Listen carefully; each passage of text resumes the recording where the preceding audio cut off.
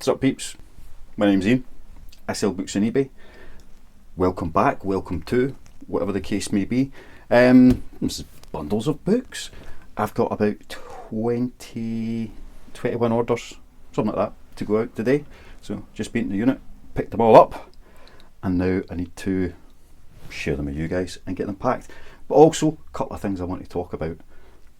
What could they be? Well, the first one is something that a lot of people were talking about over the last day or so, is eBay's change so that private sellers can now sell for free. Is it a good thing? Is it a bad thing? I have my thoughts on that. I know I saw on the YouTube main screen quite a few other resellers having a talk about it. I haven't watched any of their videos yet. I don't know what the opinion is in the wider community, but I have my own. But you know, opinions are like something else, everybody's got one. So I want to have a wee chat about that. And also, first, comment yesterday, David, I think, or Graham, David, something like that. Anyway, thanks for the comment, and saying yesterday's video was quite negative. It wasn't meant to be. It was meant to be a wee bit about what's realistic when it comes to the reselling thing. I'm very happy with what I've achieved so far. Very happy with how the business is progressing. I have a target for January to be in a position to move the business from storage containers and a home office into business premises where things can work much more efficiently and scale at a much quicker rate. That target is dictated by a handful of things. The first up is the place where I've got my storage container. It's all getting moved to another site in January or February, which would mean it's not going to survive getting lifted up, put in a lorry and shifted as it is. So I would have to go in and do a lot of work in the containers to make sure that they were safe to transport, and then go back in and redo all of that work. And that's a lot of effort, a lot of effort, which I'd rather not do, especially at that time of year when God knows what the weather will be like. It would also mean that potentially I wouldn't have access to them for a period of time. I don't know, it might be a day, it might be 2 days, could be a week, I really don't know.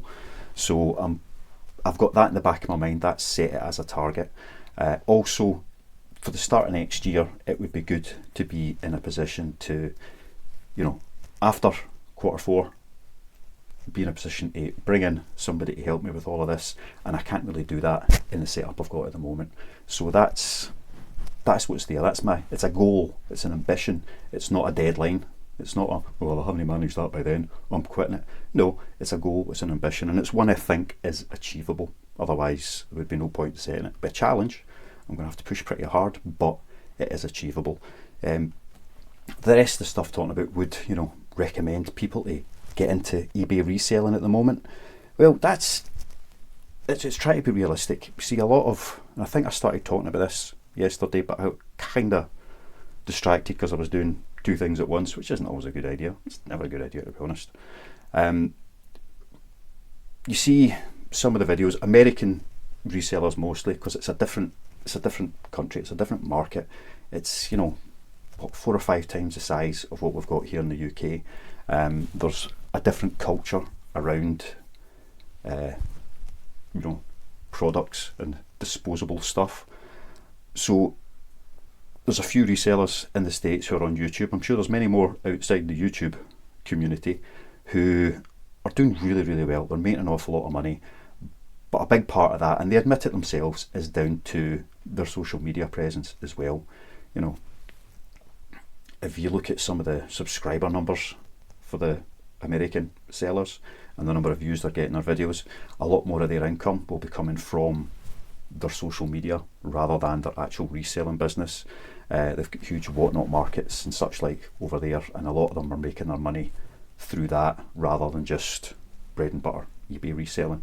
So you can watch some of these things, and if you don't hear the full message, or if you haven't watched all of the videos and caught it where they've said it, then it can be a bit deceptive in thinking that, well, I can go into the local charity shops, buy a load of stuff, and 10 times my money, just like that.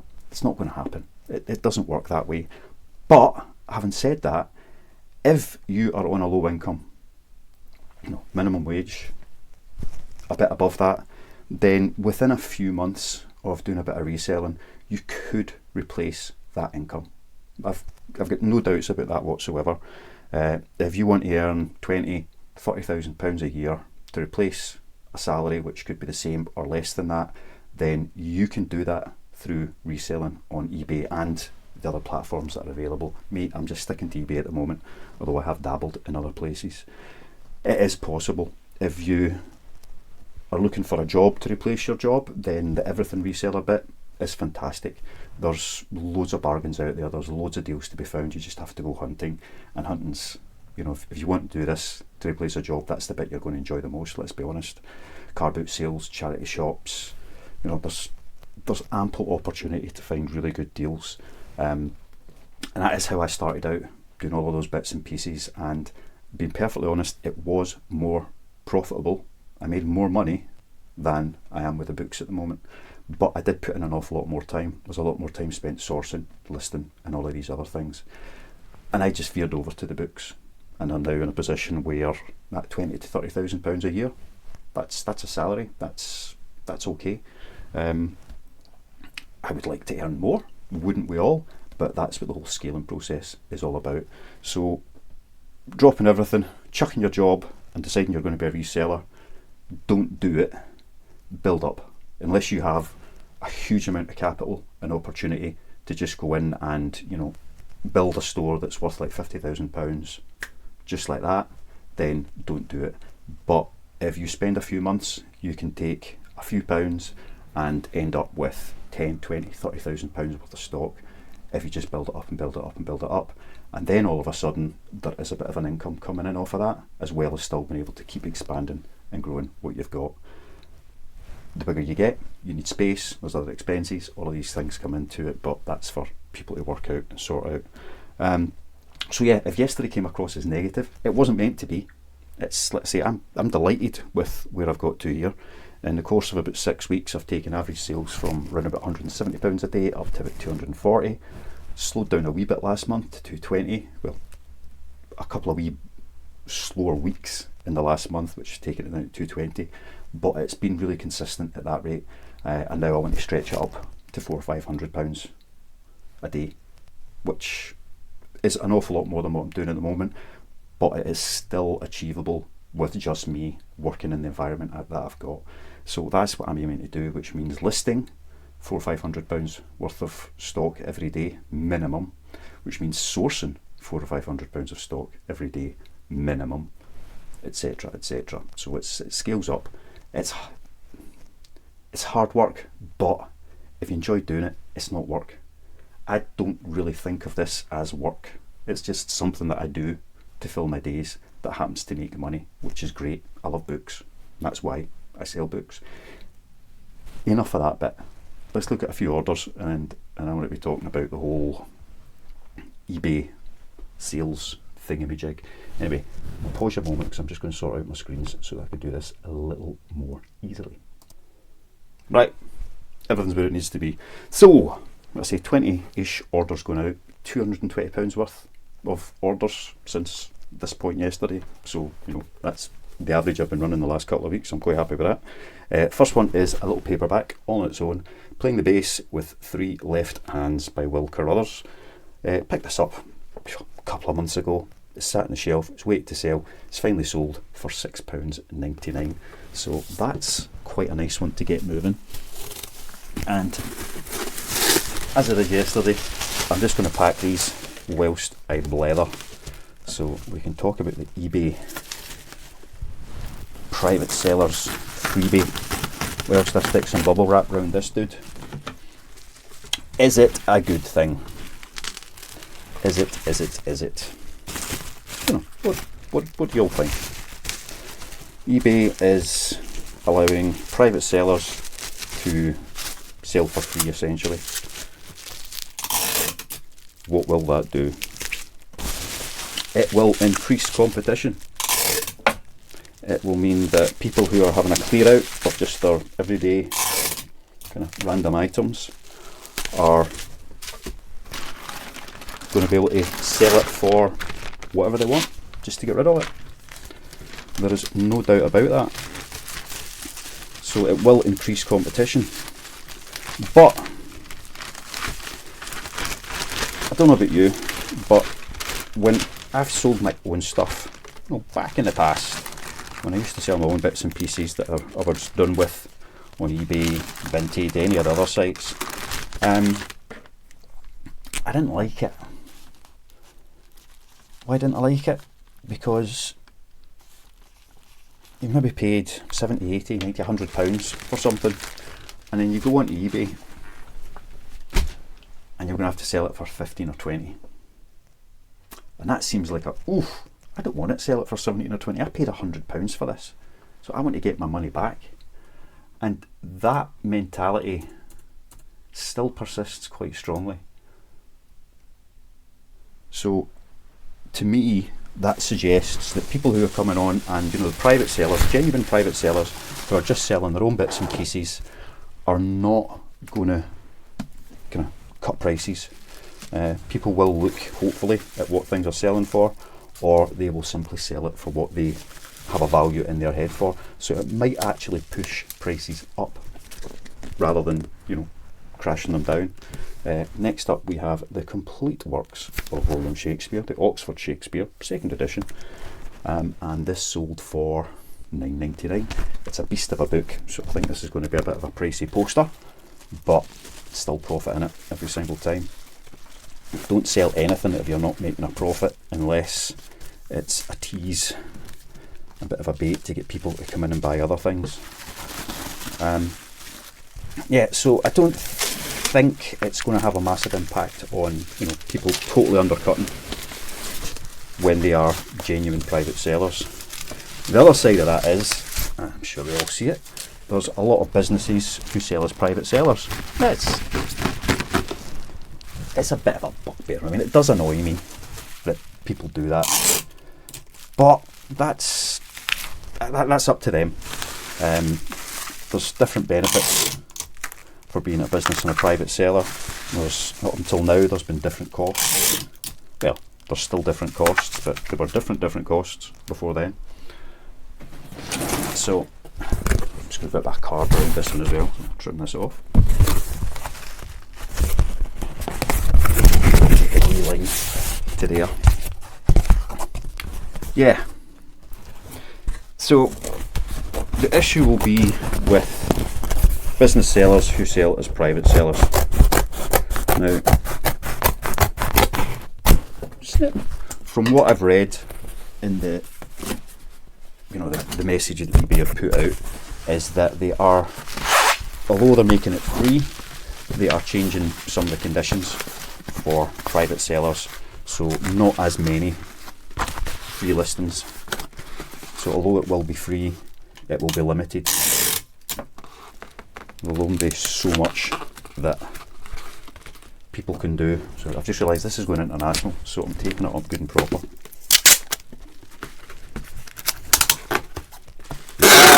Lovely noise. Oh, don't you just love that noise? Anyway, that's it taped up, so no more of that.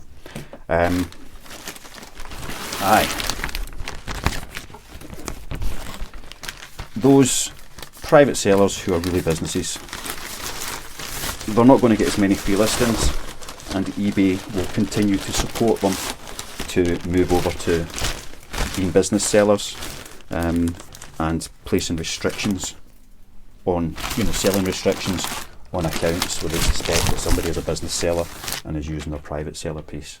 So that's between them and whoever. I need to get a weight on this. I'm pretty sure it's over 2 kilos. Yes, it is. WS13. We all know what that means. So people will take advantage. People will abuse the free listings, and they will make a little bit of money off it. Lots of things have come into play regarding people who are earning income and possibly not fully comprehending their tax responsibilities around about it. So yeah, there's lots of changes there, and it will put some people off, I've got no doubt. But where am I going with this, man? Do I think it's a good thing or a bad thing? To be honest, I'm very positive about it. From what I can see, eBay don't need more sellers. They don't really want more sellers, because sellers alone doesn't make them any money. No. Nearly everything that they charge you as a seller, business, private or otherwise, has always been based on a sale being made. Sorry, I forgot to share that. Alex Gray, 5 paperbacks, about $12.99. Yeah, they don't want more sellers, they want more buyers. So the purpose of this step is to, I think, and again, just my opinion, it's to pull back some of their customers who have kind of wandered off to Vinted and such like. But those everyday reseller type items can be got much cheaper.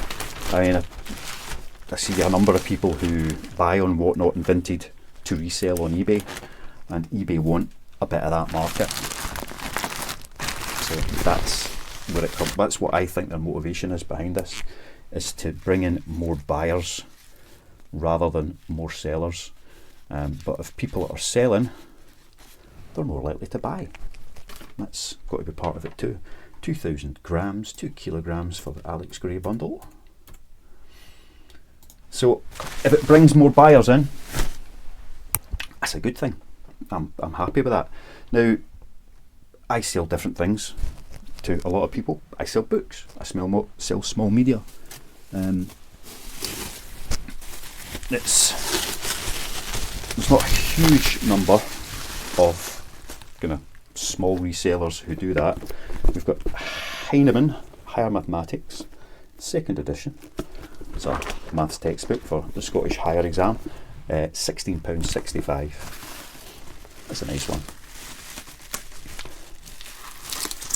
Yeah, so if suddenly all the prices on eBay for clothes and appliances and toys and all of these things come crashing down to Whatnot and Vinted prices, I can understand how that is going to hurt a lot of, you know, full-time resellers, part-time resellers who put in an awful lot of work to achieve what they're achieving. That could hurt. That could have a bit of an impact.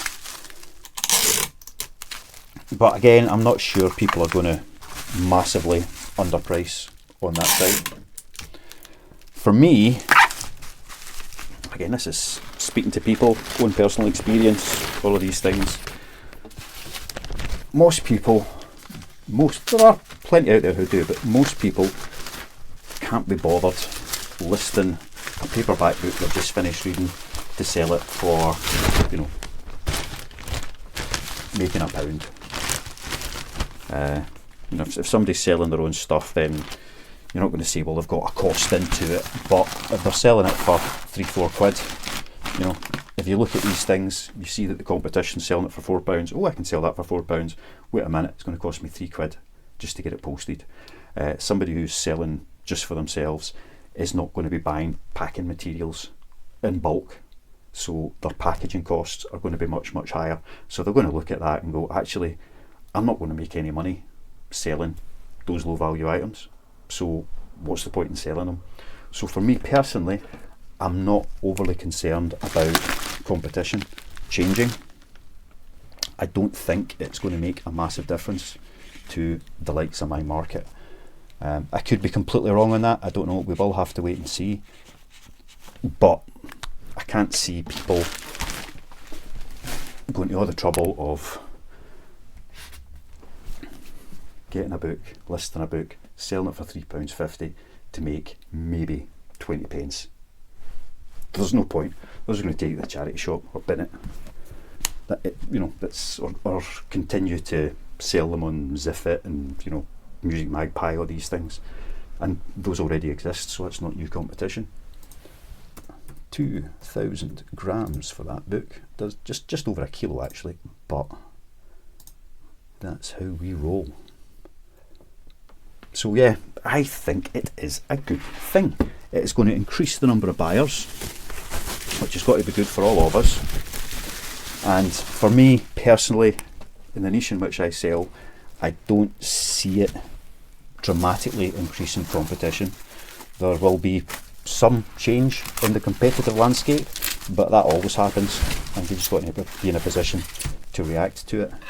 And the thing I have put most energy into over the last couple of years is building a network of supply so that I can have a good, consistent, relatively stable supply, but obviously keep working on that all the time as well, because you never know when things might change. So I don't see it massively impacting me. It will be annoying because there are still a couple of bigger booksellers than me. I'm very small fish, but some bigger sellers than me who still seem to be selling as private sellers. But hopefully eBay will be good to their word, and will flush that stuff out and support those individuals into moving over to the business platform. Anyway, I've just packed up a book and I forgot to show you it, but I'm going to tell you what it was. It was that Jade Woman, A Lovejoy Narrative by Jonathan Gash, first edition hardcover from 1988, and it sold for a tenner. There we go. Right, so that's what I think of the eBay private thing. I'm not concerned by it. They're trying to make as much money as possible, and they make money by stuff selling, by having as many customers as possible, as many eyes on the items that they've got available as possible.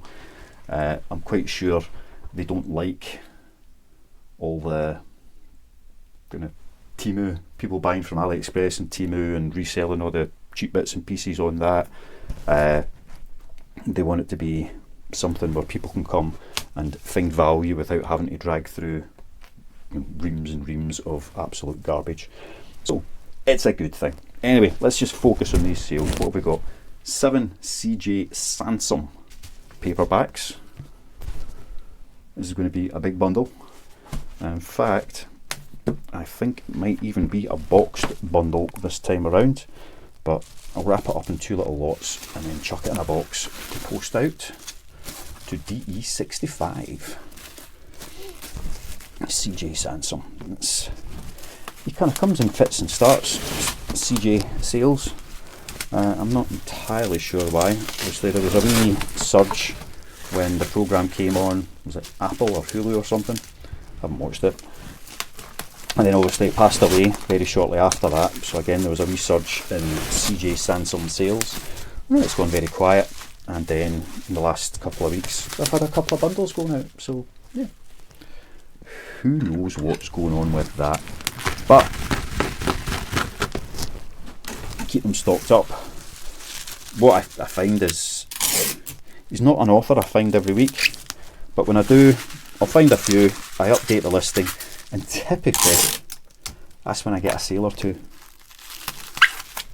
So you might have a listing that's sitting seeming dead, but if you refresh it, then you get more sales. It's the way it works. And I know you get the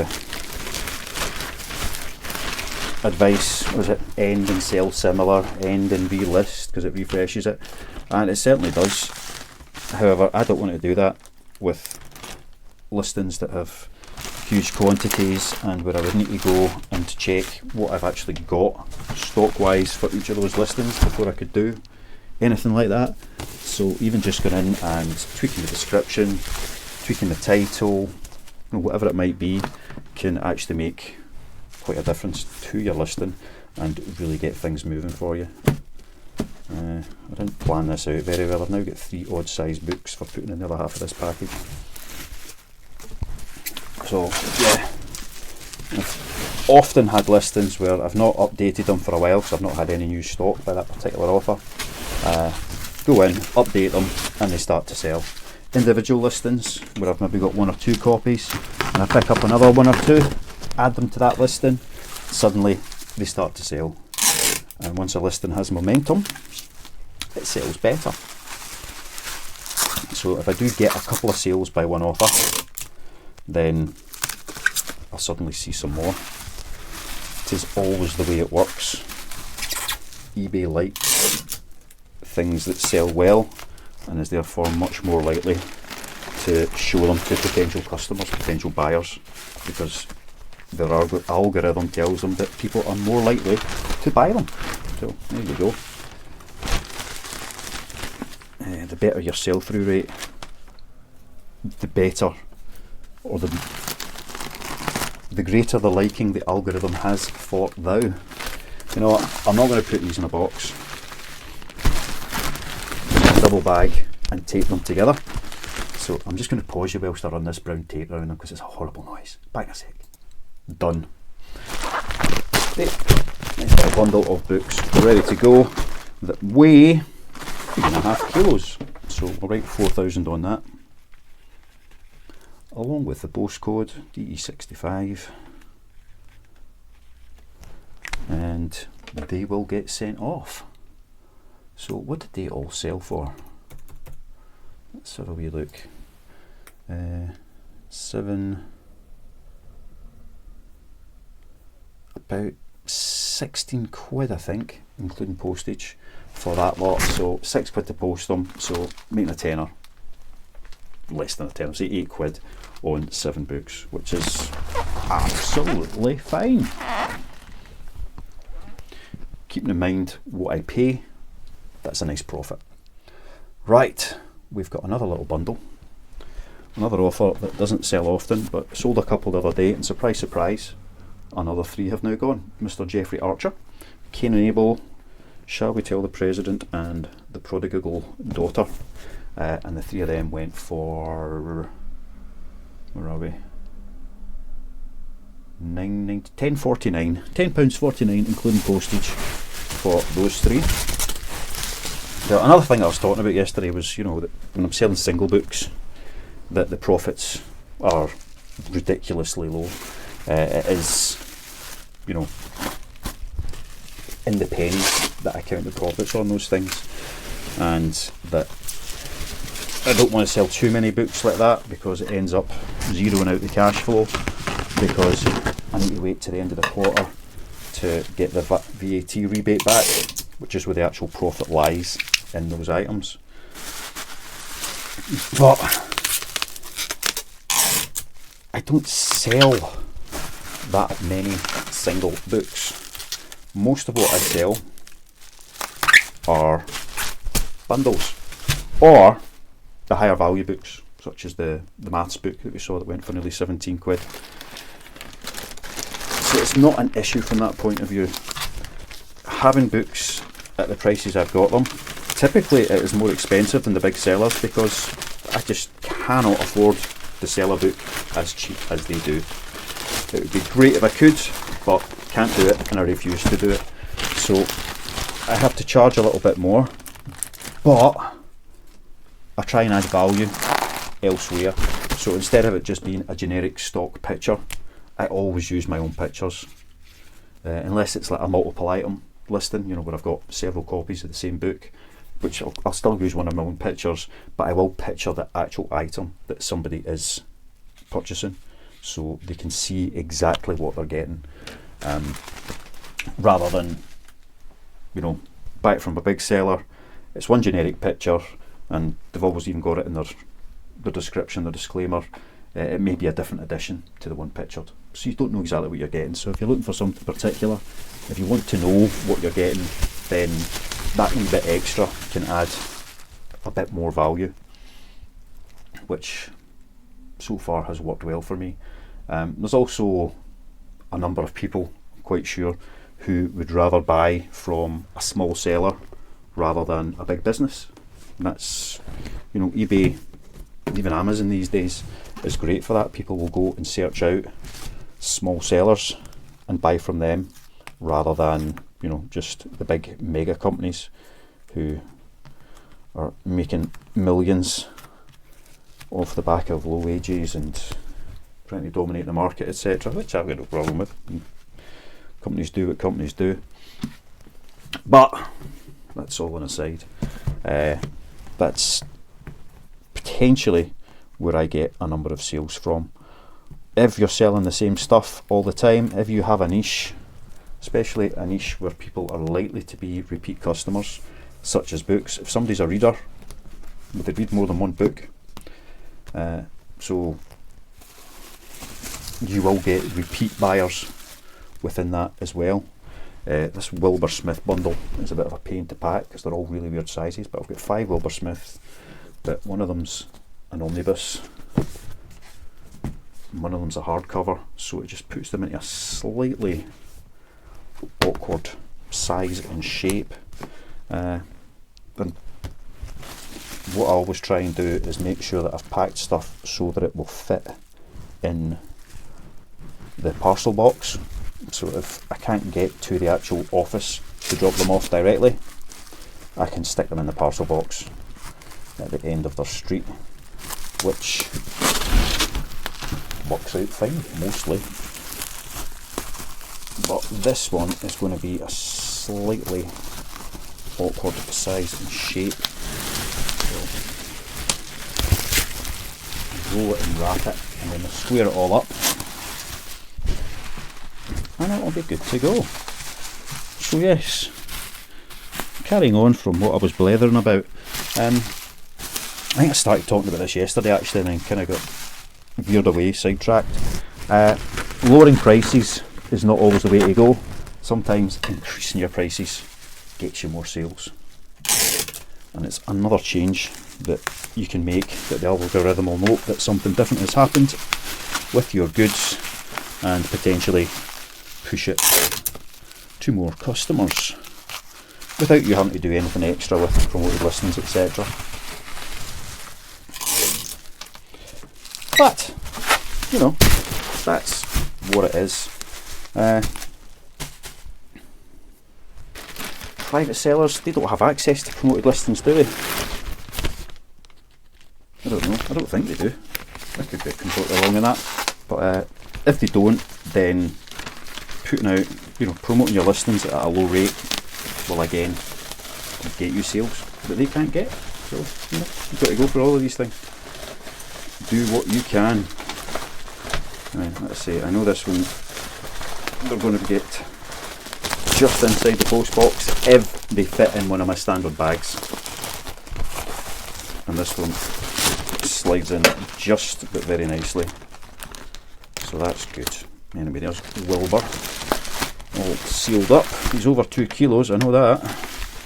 About 3,000 grams, and he's going to HD9. Merry Christmas, HD9. Pop it down there. Right. Do you promote your listings? Should you promote your listings? Well, I just realised I missed a couple of weights going through that there, so just adding them in. I promote nearly everything, I'll be honest. I tried different things and always tweaking how it works to try and optimise profit. And optimising profit can sometimes mean selling an awful lot more and making less money on each one. But if you've got it there to sell it, why not get it sold? At the moment, with the cheaper listings and items I've got, I couldn't follow eBay's suggested rates because that would mean zero profit. So I do still promote them, but at 2%, 3%, 4%, just to make sure that they'll stay somewhere in that listing, rather than if they're unpromoted, they just fall off the bottom as new stuff comes in. So you've got to do something with it. 3 Lucinda Riley, The Murders at Fleet House, and then a couple of the Seven Sisters books.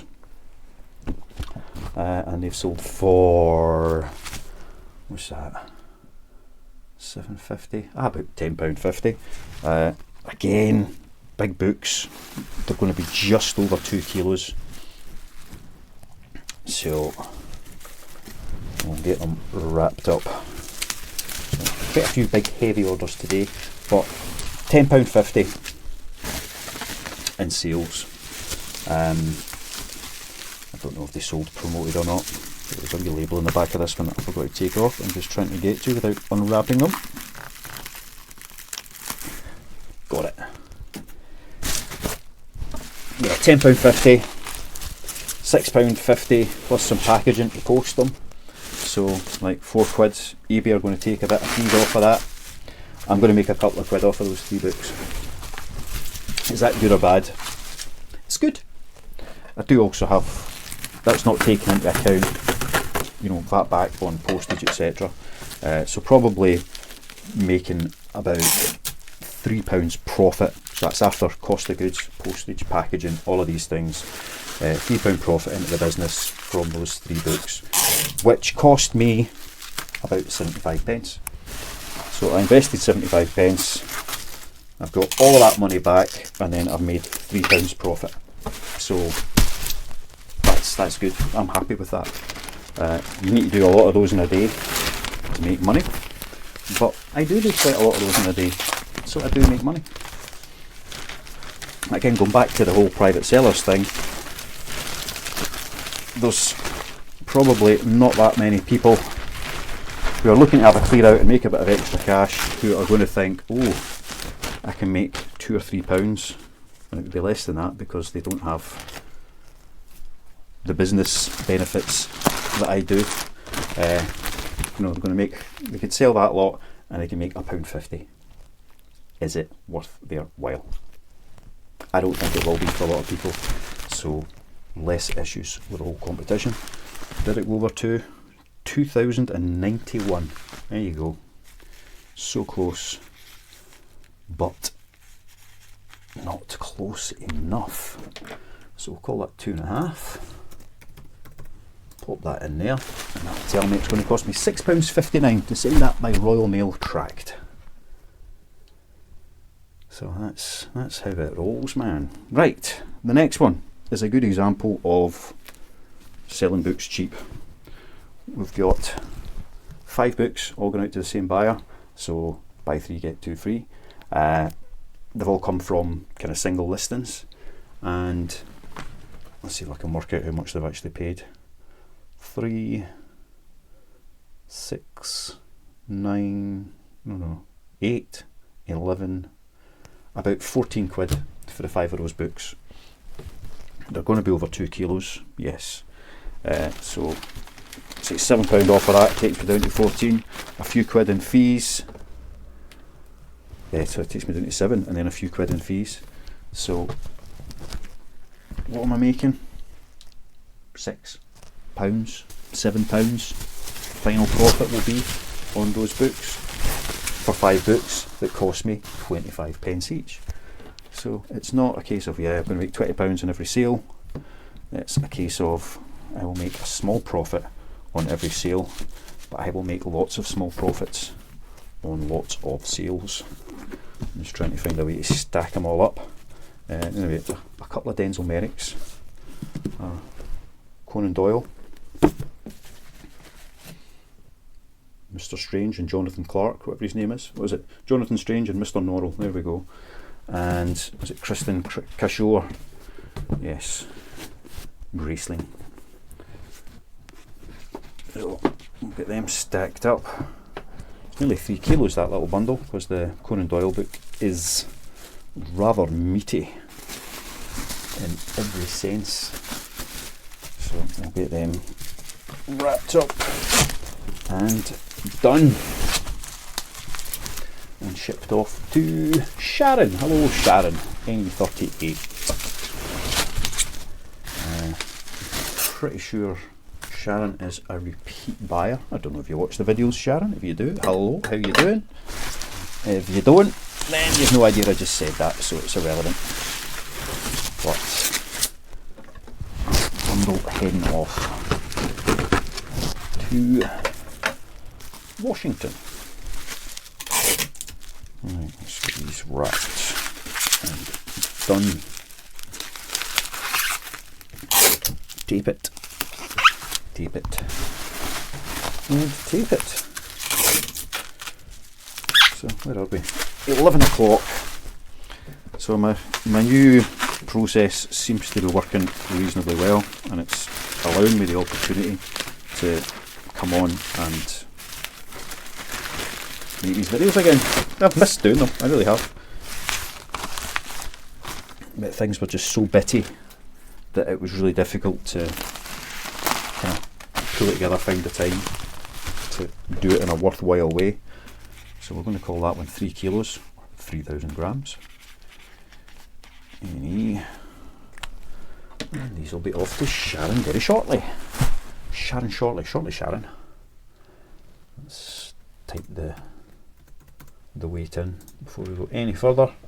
Make sure the right postage is selected. Royal Mail tracked 48, drop off. A wee cheapy single book all on its own. The Tartan Pimpernel by Donald Caskey. I had this one for donkey's age. In fact, I've picked it up more than once. £3.85, heading up to Fife. Let's pop it in a wee bag. So I think that's going to be my first Yodel delivery of the day. Although where it's... oh no, Dunfermline's fine. You know they don't deliver to some places. But that's one of those books where I'm not making a lot of profit on it. I might end up making 50p. That's profit. So that's after cost of goods, packaging, postage, eBay fees.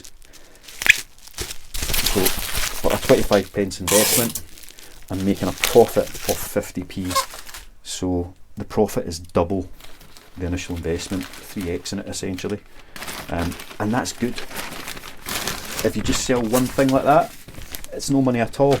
But if you can scale that and multiply it, it works out well. DVDs, books, CDs, video games are slightly different because they've got a wee bit of more of a collector's following. You know, any of the small media works well like that. There's a huge supply of all of those things out there. More than enough to go around absolutely everywhere. And you just have to do it in bulk, which takes space. That is the big downside of it. The space required to actually get enough in to do it and learn what you're doing as you go. So yes, if I seemed like I was complaining yesterday about such small profit, if there was no profit in it, I wouldn't be selling it. Let's be honest, I'm happy with what comes. Such as this, a DVD set, Opry Video Classics. So I think it's 8 discs, yes, over 6 hours of legendary live performances from the Grand Ole Opry. So there you go, a Time Life DVD. What's it sold for? A whopping £6.99. So it's not big money. It is nothing spectacular, but it is profit. I think it was part of the big load that I picked up. So again, pennies in that, invested in that one, and it's going to cost me, now this should be a Yodel post, but I'm going to send it Royal Mail. There's enough money in it to send it by Royal Mail. I could make an extra 80p to £1 profit by sending it via Yodel, but I'm not going to. I want to get there in good nick, and I don't like sending anything which is potentially breakable by Yodel where I can avoid it, because they destroy things, they really do. Books for the most part are absolutely fine, but anything that's got like a jewel case on it, such as these DVDs, it's going to get something weighing 30 kilos thrown on top of it at some point, so I don't want to take that risk. So I will send this one by Royal Mail and make sure it gets to them.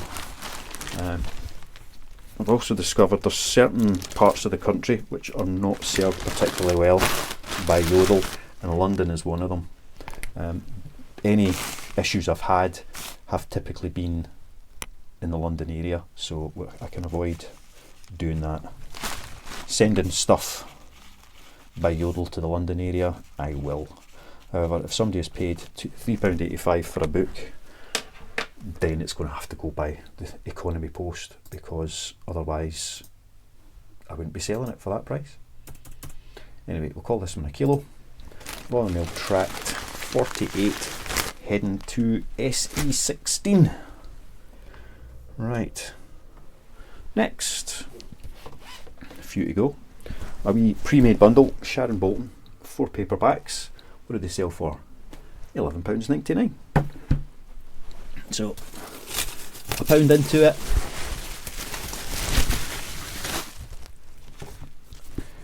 What's that? About £3.50 to post it. That's including the packaging. eBay fees. So again, making round about £1 a book on those, which is kind of what I like to do. And that is my preference. If I can make a minimum of £1 a book on everything, then I'll do very well, because there's an awful lot of sales where I make more than that, you know, higher value pieces. But it certainly is a good level of sale. There's certain authors that I don't even bother putting up individual book listings for, whether it's a variation listing or otherwise. They just get made into bundles straight away and listed as fixed bundles, because they seem to sell quite well. Let's say not for necessarily for loads of money. I mean, let's say that £12 for 4 books, that's good money. But they sell pretty quickly. Whenever I get a Sharon Bolton and many other authors in a bundle ready to go, they sell in no time at all. So I just do them that way. So there we go, 2 kilos for Shazabi. We'll start making a fresh pile all for her. 2 kilos. So where are they heading? NN1, Northampton. Alright, some kids' books. Couple of Roald Dahl and the Gruffalo and Scots, which I really dislike, the in Scots stuff, because it's not a language anybody speaks anywhere. It's a bit like, you know, when like kilts. So a kilt was just a big wrap of cloth that people wear or wore because it was easier than trousers. You know, tailoring trousers and jackets and shirts and all these things takes a lot of skill, so therefore would have been very expensive. So most people would not have afforded such a thing. So it was easier to get a huge length of cloth and material that you could wrap all about yourself. Good for varying body temperature, different seasons, you know, you could wear it all the time. Loose, tight, double wrapped, all the rest. And that's what the kilt was, you know, like togas and Rome, all these things. One big bit of cloth that you wrapped around you. We get to the Victorian era, when most of the wars were by, and all the incomers, the winners of the wars, decided that they wanted a wee bit of Scottishness.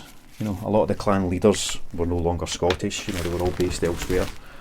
So somebody came up with the modern kilt that people wear to weddings and such like, which is just I am not anti-English by any stretch of the imagination, but it was an invention of Victorian England, like the shortbread tin. And these Scots language books are very much the same thing. Nobody speaks like that, apart from the guys off a tune the fat. Oh, the banter. It's a brabrich, moonlich, nicht, you know. It's nonsense, man. It's like Gaelic, right? Gaelic was spoken in some parts of Scotland before it became a dead language. Claire Douglas, the wrong sister. This sells really well all the time. Not big money, $4.99, but it just keeps selling. Gaelic was spoken in some areas of Scotland. I believe there was a few different dialects, but it wasn't like the entire country all the way down to the border at Gretna or wherever spoke Gaelic. It was a old language. It's a dead language, but now Scottish government, councils, authorities, police forces, I don't know who's driven it or why, but somebody spent a lot of money writing ambulance in Gaelic in the back of the ambulances. Do you know what Gaelic is for ambulance? Can you guess? Now bear in mind, this is a dead language, one that has not evolved and developed. The same way English, French, German, Spanish, Italian, blah blah blah. The Gaelic for ambulance is ambulance. Ambulance. I don't even know how they would pronounce it, but it's spelled ambulance, but they've taken out likes of the C. It's ridiculous. So somebody spent a lot of money. This is a Yodel one, and it's going to SS9. Yeah, somebody spent a lot of money putting Gaelic words on the back of all the emergency vehicles, street signs, all of these things for, like, where I live, populations, I don't know, maybe 30,000-40,000 people. I know there's a couple of dozen at the high school that learn Gaelic. Beyond that, I don't know how many Gaelic speakers there'll be in this town. I'm guessing very, very, very, very, very few. Yet, they have spent money on street signs, emergency vehicles, all of these things where it's completely pointless and unnecessary, and I'm quite sure it doesn't add that much to the tourist value. So yeah, things like that are annoying. I get it in Wales, because Welsh is still a language. It's still a live language that a lot of people speak. Gaelic, not so much. Why waste my tax money writing ambulance on the back of an ambulance when it already says ambulance next to it? Anyway, that's just me having a wee rant that all comes from writing books in Scots, which is a load of guff. Ooh, for the mental. A wee swelly. You gone for a wee swelly down the pub? Actually, that's a lie. There is a small pot of people that speak like that, and it tends to be middle class women on the outskirts of Glasgow who want to retain their identity. They do speak rather properly, but they're in it for the banter. Och, I know. Och. Does man not? Anyway, I don't know what I've just packed. I think it was Betty by Tiffany McDaniel, the Waterstones exclusive edition. That sold for £4.35. Another book that seems to sell rather well. Go in the pile. That's what happens when I start talking mince. I just lose track of what I'm actually doing. Right, this is a book which I have sold. It's called The Lost Bookshop by Evie Woods. Listed it yesterday and it sold very shortly afterwards, which makes me think, why did that sell so fast? $6.99, wasn't cheap, who knows, but yeah, seems to be one to keep the eyes peely-wallied for. Where's this heading to? Oh, it's going down to the Wirral. Anyway, I'll stop talking about the whole Scotch thing, because it's kind of fun, I get that, but it's just ever so slightly offensive to my ears. Not to my sensibilities, I don't really care, but to my ears. And then putting Gaelic signs all over the country when the language is so ancient and has been out of use for so long that all the words are basically English with an accent. It's really annoying. Get what I mean? I fit like wee money. It's like do it in Doric or something. That'd be more amusing. You know, you go up to Aberdeen and the Doric dialect, it's like it's a different language for those that really do speak it, and it bears no relation to any of these books which are in Scots or any such thing. It's a totally different thing, and that would be much more entertaining. Anyway, CH46 for The Lost Bookshop by eBay. Right, a couple more to go. 2 Bernard Cornwell books that went for, it's going to be about £6 or something, isn't it? Yeah, £7 for the 2 of those. Never Let Me Go by that dude, Katsuo Ishiguro. Never pronounce his name. Again, sells pretty well. That sold for £3.85. 3 Denise Mina paperbacks. What did they sell for? £9.99 for the 3 of those. Heading through to Edinburgh. And a couple of Julia Donaldson books, Stickman and Charlie Cook. Where are they heading down to? Winslow. So all over the country today. But I just thought I'd quickly run those last 4 past you, because I realise I've been prattling on for ages. It's 11:20. I need to get this done before this video hits the hour mark, because that's getting ridiculous. So thank you all for watching. Hopefully I will see you tomorrow, but it might be Friday, because Thursday's a bit of a busy day for different reasons. Anyway, thanks again. Hope you enjoyed it. Tell us what you think. See you soon. Bye.